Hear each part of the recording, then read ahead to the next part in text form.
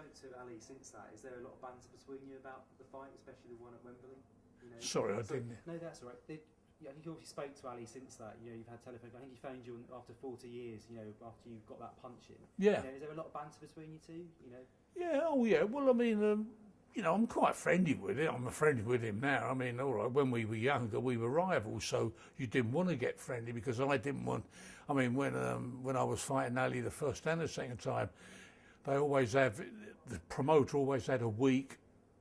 The week before the fight, he had like a day when he got us all together. I never wanted to be with him. I was that end of the room and he was that end of the room. And he said, what's the matter? Well, you're not. I said, I'm not frightened. I'm not frightened. I said, I don't want to be near him because I don't want to say, oh, he's not a bad fella. Like, he's quite a nice fella, because that's the wrong attitude. You've got to go in the ring with him. I mean, I was thinking I've got to go and do a job on him before he does one on me. You know. So yeah, no, yeah, but he was a character, very controversial as a young man. You know, I mean, I don't think he helped himself when he came out. America was at war in Vietnam. You know, people were losing sons and husbands, and he came out and said, made a statement. Oh, the Viet Cong don't call me nigger. He said, I've got nothing against them. That a lot of people in America still don't forgive him for that. But we in this country, we took to him like the British public took to him before the American public did. Yeah, yeah. And he phoned you, I believe, 40 years after that knockout punch. What's he said to you about that?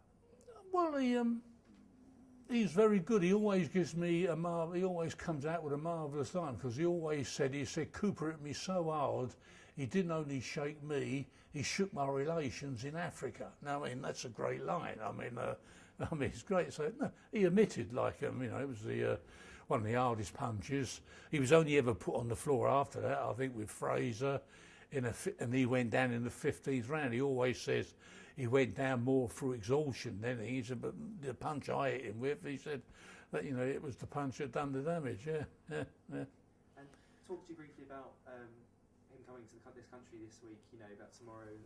Talk to you about tomorrow and you meeting up with him again after all this time, etc. Can you tell me your thoughts on that? Are you looking forward to it? Oh yeah, well, I'm looking forward, because I mean, the last time I actually met him it must be getting, because his daughter, she's in her 20s now, or late 20s, and she was only like a baby so it must have been like, I don't know, 15, 16, 17, 18 years ago now when I had a chat to him and all that, but he's not gaga, that's the thing. He knows me, he knows who I am, and he knows the people around him, but he's just, I mean, when you look at him as a young man, I mean, and he was talking, he used to all them ad-libs, he used to do, well, they wasn't ad-libs, they were well-rehearsed ad-libs, He said, if Cooper gives me jive, I'll stop him in 5. If he gives me more, I'll stop him in 4.